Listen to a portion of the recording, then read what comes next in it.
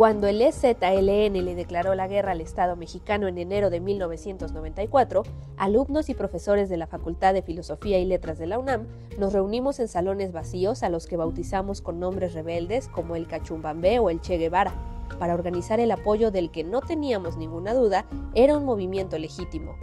Fue así como surgió la primera caravana universitario Ricardo Posas. Con una organización sorprendente en jóvenes que apenas salían de la adolescencia, conseguimos varias toneladas de alimentos y medicinas y las transportamos en viejos autobuses hasta la selva para mostrar nuestra solidaridad y aliviar, aunque fuera de manera simbólica, los estragos de la guerra. Los zapatistas pusieron sobre la mesa de discusión temas tan importantes como el racismo, la desigualdad, la colonización, el neoliberalismo y su maquinaria de muerte, la posibilidad de las autonomías, la inclusión de las diferencias y la creación, como dicen ellos, de un mundo en el que quepan muchos mundos. Gracias a los insurgentes, México empezó a cambiar de forma quizás lenta pero irreversible. Ahora que se conmemoran 3 aniversarios del EZLN, el de su creación, el del levantamiento y el de la autonomía, la revista de la Universidad de México quiere hacer un homenaje así como un recorrido por la historia de este movimiento que ha marcado a varias generaciones y despertado la empatía de muchas comunidades en todo el planeta. Buenas noches, estamos llegando al final del año en la espera del gran festejo, de un gran aniversario, que es el aniversario del levantamiento del EZLN. Ya tenemos la revista, una revista que quedó hermosísima.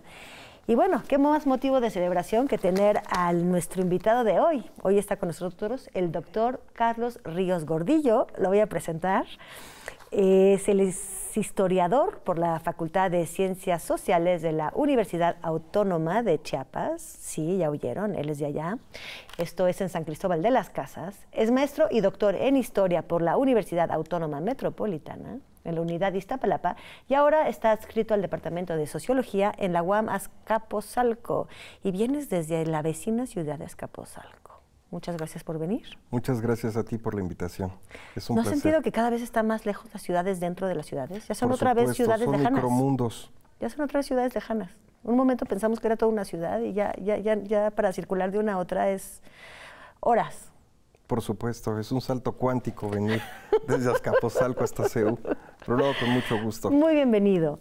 Oye, a ver, el EZLN es algo que nos pasó a muchos de nuestra generación, también a los de las generaciones de arriba, quizás un poquito menos a las generaciones que ahorita están llegando a las universidades. Al ser originario de San Cristóbal de las Casas, no puedo dejar de preguntarte cómo te pasó el EZLN a ti. Bueno, cuando estalló esto. La noticia nos llega por sorpresa, aunque desde finales de diciembre del año de 1993 se había corrido un gran rumor de que algo grande iba a pasar, particularmente en la zona de Ocosingo, de Altamirano, de Yajalón e incluso Margaritas. Se sabía que algo venía, mucha gente estaba acuartelada en su casa a finales de diciembre, pero en las grandes ciudades... ¿Acuartelada por miedo o por preparada a acción? No sabían exactamente qué iba a pasar, pero sabían que algo grande venía, que algo se aproximaba. Son los rumores de la guerra, sin que se supiera que la guerra iba a ser desatada el 1 de enero. Pero la tropa se movió, el 31 particularmente, y se apostó en 7 cabeceras municipales. Era imposible no darse cuenta de que algo estaba pasando, ¿no? Toma de camiones, toma de microbuses, de transporte público para mover a la tropa que se estaba posicionando en las cabeceras municipales, ¿no? Pero, sin embargo, para la población civil, pues el 1 de enero es un día de fiesta, y los zapatistas decidieron lanzar la guerra ese día porque ya se sabía que había guerrilla en Chiapas. Sin embargo, había sido negada porque el gobierno había apostado todo el capital político a la firma del Tratado de Libre Comercio con América del Norte, y el secretario de Gobernación del gobierno de Salinas era ni más ni menos que el exgobernador de Chiapas.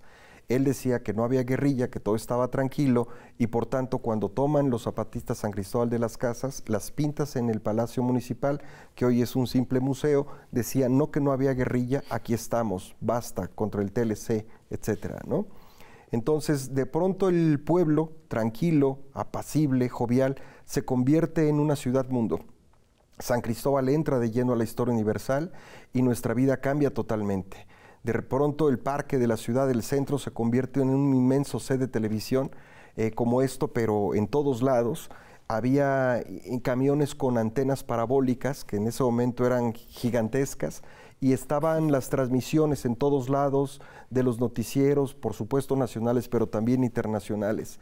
Era común ver a las bandas de rock desfilar, por supuesto estaba Antidoping, Los de Abajo, La Maldita Vecindad, la gente de Café Tacuba, etcétera, que paseaban por ahí como tratando de encontrar algo.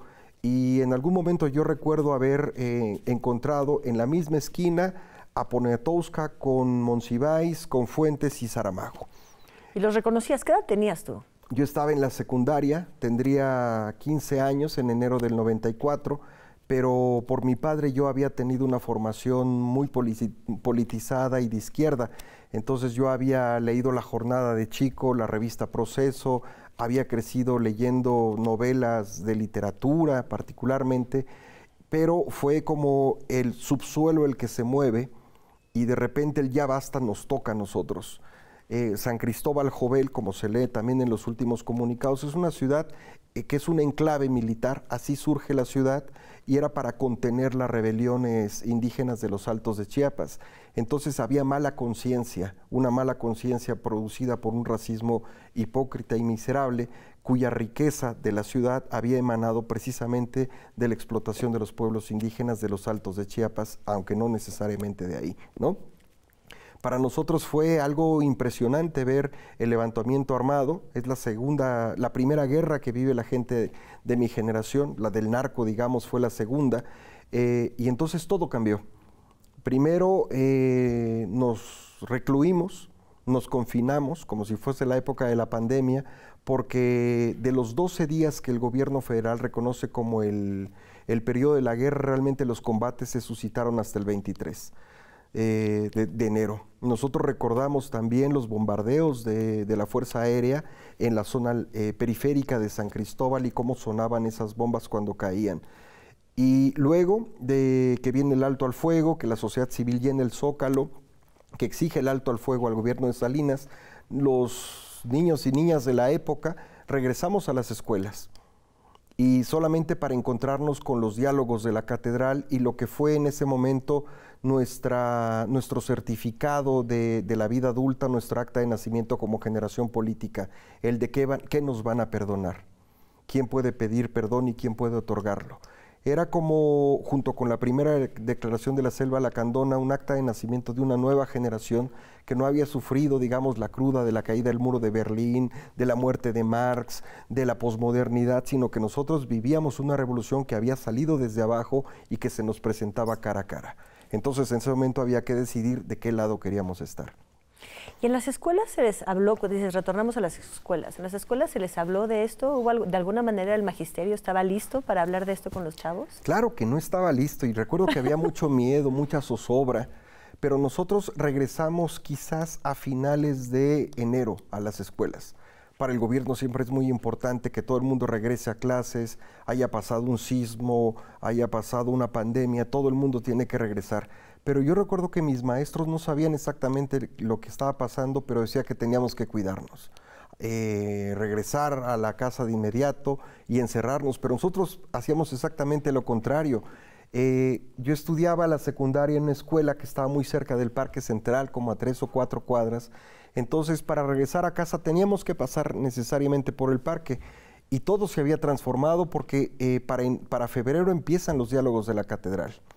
Llega el contingente del Ejército Zapatista de Liberación Nacional, llega el contingente del gobierno y estaba el Tatic Samuel Ruiz García, nuestro obispo, que él había mediado y había hecho que la catedral se convirtiera en una zona de trabajos para la paz. Tan importante era el discurso religioso que todos los periodistas de San Cristóbal acudían el domingo a la misa principal para grabar lo que decía el obispo desde el púlpito. Entonces, en ese momento revive la Edad Media para nosotros, pero en pleno siglo XX. Y eso daba como certidumbre, bueno, finales. No va a pasar nada. Sí, o sea, ya finales en el 94, ¿no? De acuerdo. Oye, y bueno, yo sé que veo que fue algo muy marcante, y no lo dudo que tenía muchísimas razones de serlo. Tú te interesaste desde hace mucho en múltiples aspectos del movimiento zapatista y acudiste incluso, o sea, volviste, bueno, estudiaste en San Cristóbal y volviste, bueno, vuelves seguramente por tu familia, pero volviste a trabajar o incluso a estudiar en la escuelita zapatista en 2013. Entonces, yo lo que te quiero preguntar es, ¿qué es esta escuelita zapatista dentro de todo el movimiento zapatista? Muy bien. Pues mira, el zapatismo para mí fue una experiencia colectiva, un momento de una vida política que no se ha acabado. A diferencia de otros investigadores que se asumen como investigadores del zapatismo, yo he sido simple y llanamente un lector, un compañero, un caminante que camina junto con el camino. Lo poco que puedo decir es tanto mi experiencia como aquello que he logrado aprender del zapatismo y particularmente de las comunidades. El zapatismo desde el primer momento intentó tejer vínculos con el resto de la sociedad civil nacional e internacional. La gran iniciativa, la primera, es la Convención Nacional Democrática. Llega Cuauhtémoc Cárdenas, llega gente del PRD y se nuclea la sociedad civil, partidos políticos, vieja izquierda, nueva izquierda, en un campamento que es en realidad el de la Convención Nacional Democrática. Pero así sucesivamente el EZT estuvo lanzando una y otra iniciativa, pero me parece que después de los encuentros intergalácticos es la escuelita zapatista el momento en el cual el zapatismo abre su mundo. El zapatismo es un mundo que tiene varios mundos, son pequeños mundos los que cohabitan ahí. Esta idea de la pluralidad y la diversidad de los mundos no nace del discurso, sino nace de su propia historia. Son 7 pueblos los que integran el zapatismo e incluso se comunican a través de la Castilla, como le llaman, es el castellano, porque un tzotzil y un celtal se entienden, pero no con un tojolabal o con un chol. Entonces, esta gran diversidad de cosmovisiones, de lenguas, son las que nutren el zapatismo desde su propia fundación. Y es el EZLN lo que logra darle un perfil propio a diversas luchas y diversos pueblos que están entonces en la misma lucha. Voy a interrumpir aquí porque nos tenemos que ir a un corte, pero vamos a regresar, de hecho, quizás preguntándonos, adelanto la pregunta para que lo vayan pensando en sus casas, si justamente cómo empieza la educación primero adentro y luego va hacia afuera, ¿no? Que nos hables un poquito también de esto, ¿no? De cómo desde adentro va hacia afuera o si de afuera también hay cosas que van hacia adentro. Nos vamos a un corte y volvemos con el doctor Carlos Ríos Gordillo.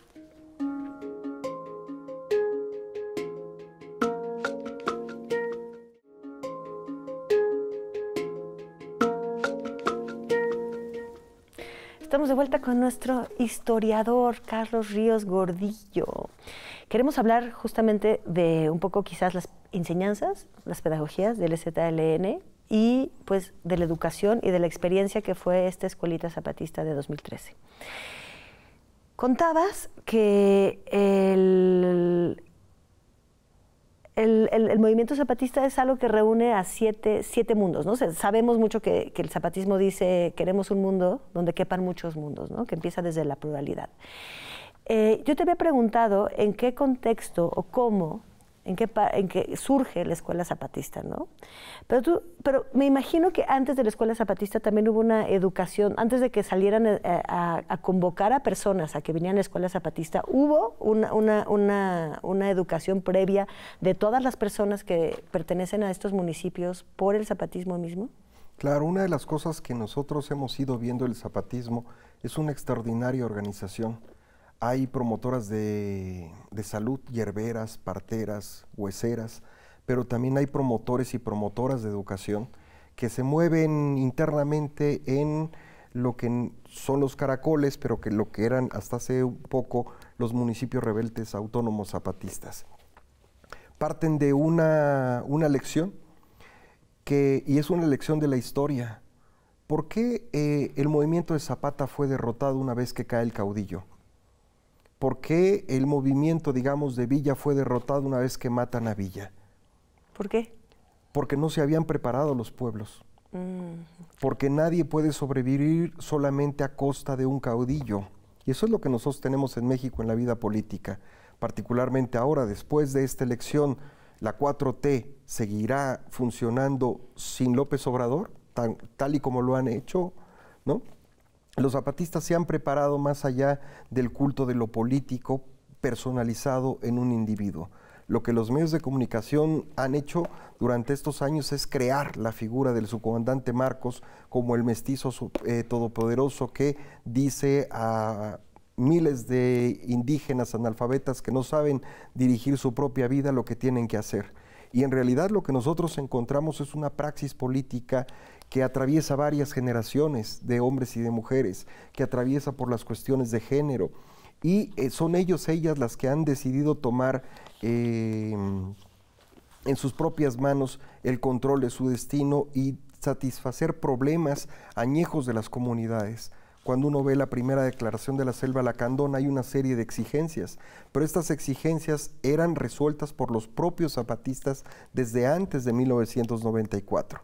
Es decir, en la primera década de la clandestinidad, ellos se procuraron y resolvieron problemas como el de la educación. Es decir, cómo el movimiento se da a sí mismo educación y cómo sigue educando mientras va avanzando, digamos, la propia historia. Lo que nosotros encontramos después es un sistema educativo que ha sido profusamente estudiado, con una educación que tiene que ser humanística, crítica, por supuesto que laica, pero luego una educación popular que viene de abajo. ¿En qué momento deciden que esta educación ahora tiene que salir de estos caracoles y ir hacia el mundo? O sea, ¿cuál es la intención y cómo se lleva a cabo?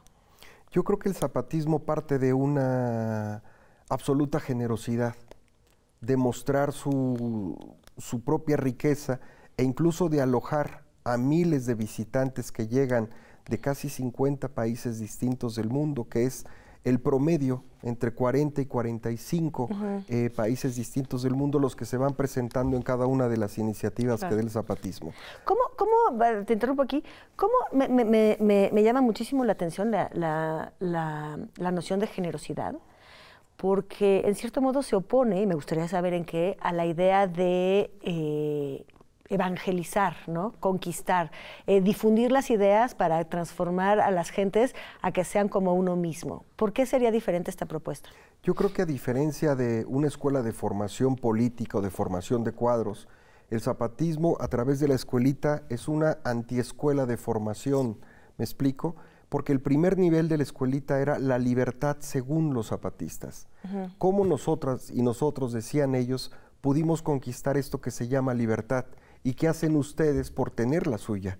Es un espejo. El zapatismo siempre te está interpelando, siempre está exigiendo que te veas en otra experiencia, no para emularla, para convertirte en imitador o peor aún, en un fan del zapatismo, sino más bien para tener una especie de introspección crítica que te lleve a actuar. Muy bien, ellos han hecho esto, ellas han hecho esto, ¿qué hacemos nosotras, nosotros en nuestro espacio y nuestra geografía? Es decir, aquí y ahora. De acuerdo. ¿Cómo fue la convocatoria entonces? Bueno, la convocatoria parte en el año de 2013, después de que se termina, digamos, la fase del silencio. Hay una gran manifestación y que dicen, ¿escucharon? ¿No? ¿Escucharon? Y por tanto el zapatismo se reactiva en su vínculo con la sociedad civil, deciden lanzar la iniciativa de la escuelita, que nadie sabía exactamente qué cosa era, ¿no? Es para obtener un diploma, es para graduarse de zapatista, es para aprender la libertad o hacer la libertad a partir de cursar primera, segunda y tercera unidad. Y lo que hace el zapatismo es tener dos modalidades. Primero, los municipios autónomos, que en ese momento eran 5, y además en San Cristóbal de las Casas, en el CIDES y las Casas, ¿no? Uno, en San Cristóbal, para quienes no podían aguantar la vida de una comunidad durante una semana, sobre todo compañeros y compañeros ya mayores de los 60, 70 años, o para quienes tenían cierto tipo de enfermedad cardíaca o cardiovascular que necesitaban de cualquier medicamento o tratamiento. O sea, la escuelita no era como un ejército que quiere solo a jóvenes, no era como una escuela elemental que quiere solo a niños, era realmente transgeneracional. Más bien era mostrar la experiencia, tanto en San Cristóbal como en las comunidades de que la libertad no es como una consigna por la que se tiene que pelear, sino que es una práctica cotidiana que se tiene que mantener y preservar. De ahí la generosidad del zapatismo, que puede ser pensada desde la Revolución Francesa como fraternidad. Esa generosidad es abrir su propio mundo, dejar que lleguen otros y ser un puente. El zapatismo ha sido un puente entre la experiencia que surge de las comunidades con aquella que viene de fuera. Entonces nos retroalimentamos, nosotros llegamos, aprendemos y ellos aprenden también de nosotros. Justo te iba a preguntar, ¿quiénes fueron los alumnos en esta ocasión y quiénes fueron los maestros? Bueno, ¿o era entre...? los zapatistas invitaron a múltiples colectivos y también hubo quienes se apuntaron. Pero, por ejemplo, había alguien como Raúl Sibeki, uno de los grandes periodistas intelectuales de América Latina, que él se fue directamente a una comunidad. Él dijo, yo no voy a estar aquí en San Cristóbal, yo me voy a una comunidad porque es ahí donde se tiene que vivir la experiencia. Pero, por ejemplo, Pablo González Casanova, Adolfo Gili, Gustavo Esteva, John Holloway, Jerome Bachet, John Gibler, estuvieron en San Cristóbal en la escuelita y se quedaron ahí.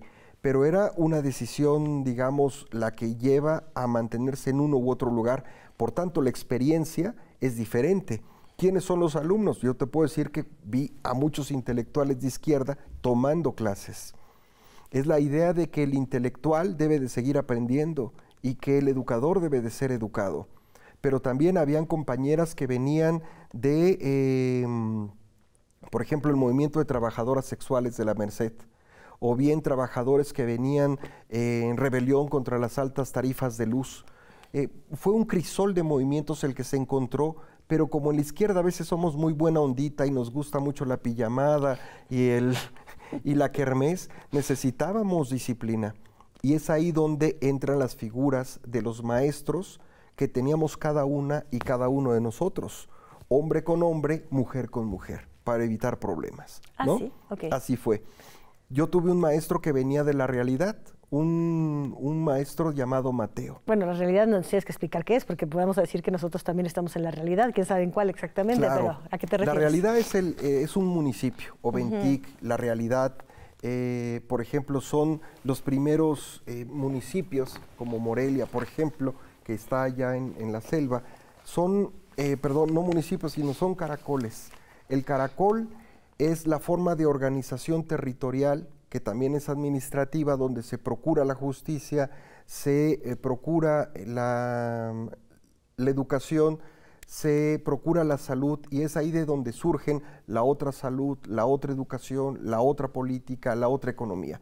¿Por qué se llama caracol? Porque los zapatistas dicen que no son ni grandotes, sino que son chiquitos, que no son fuertes, sino que son débiles, que no avanzan rápido, sino que avanzan despacio. Por tanto, van en contra de el lema olímpico, ¿no? Más alto, más fuerte, más rápido. Y ellos dicen que no, que las cosas se mueven despacio, entre los débiles y desde muy abajo. Por tanto, el caracol no camina en línea recta, como luego nosotros nos planeamos la vida, sino que va haciendo movimientos, ¿no?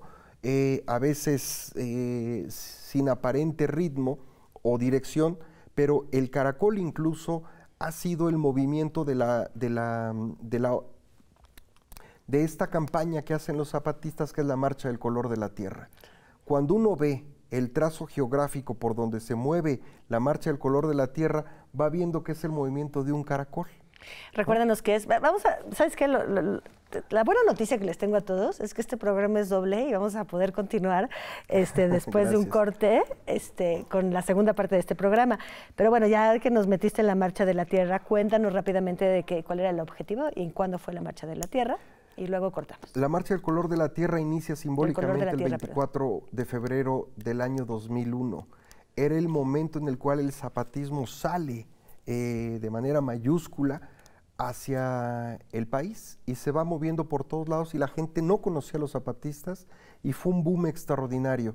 Querían el respeto a los derechos y la cultura indígena de los acuerdos de San Andrés, que el gobierno de Zedillo había decidido firmar y que necesitaba solamente 15 minutos para validar, y en ese momento el gobierno decide echar marcha atrás de los acuerdos. Los zapatistas regresan a la Ciudad de México después de haber hecho enlaces, de haber estado en las universidades, de haberse reunido con movimientos urbanos populares, y regresan con la promesa incluso del PRD de que los acuerdos iban a ser votados. Y lo que pasa en realidad es la traición de la clase política al tener estos acuerdos, que es la ley Bartlett-Ceballos-Ortega, es decir, la contrarreforma indígena.